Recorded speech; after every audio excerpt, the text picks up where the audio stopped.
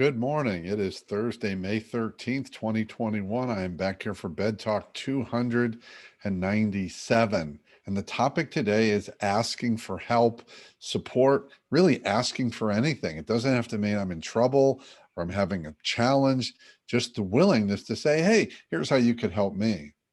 I was on a networking call or conversation recently, and that was part of the ask.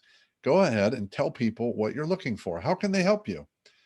And a couple people answered, but several people said, oh, no, no, I don't really want to ask for anything. I don't really need anything. But here, how can I help you? And as a culture, especially in the US culture, in general, most of us are pretty good at giving help. In fact, when I ask audiences that, the hands shoot up in the air if you're good at giving help. Then I say, how many of you are great at asking for help, accepting support? 1% usually is a pretty number.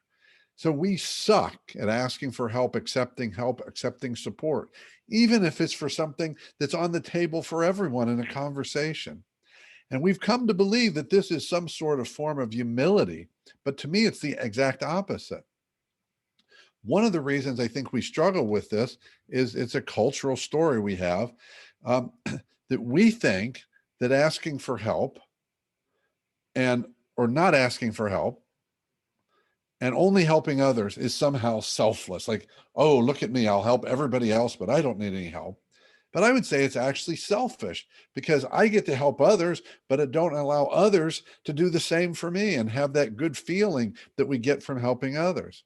Another big problem is this giant lie or an old story that says that asking for help or support in any form or even accepting an offer is a sign of weakness. That's another BS story. So here's my question to you. What kind of person readily helps others, but rarely, if ever, asks for or accepts help? But think about before you answer, because it might be a trick question. And in fact, it is.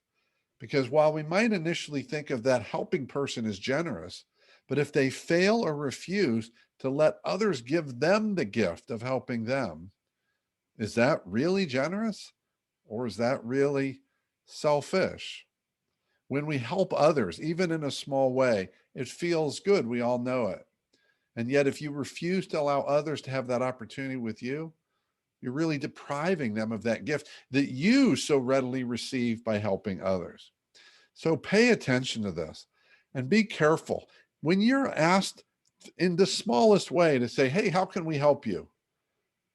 And you don't have an answer, take a look at what's really under that. Are you really that together? Are you really so great that you don't need any support from anyone? Because here's the thing, asking for and accepting help or support, big or small, lets others know that we're all in this together. But if you're the only one giving and you refuse to receive or even ask for anything or to let others help you,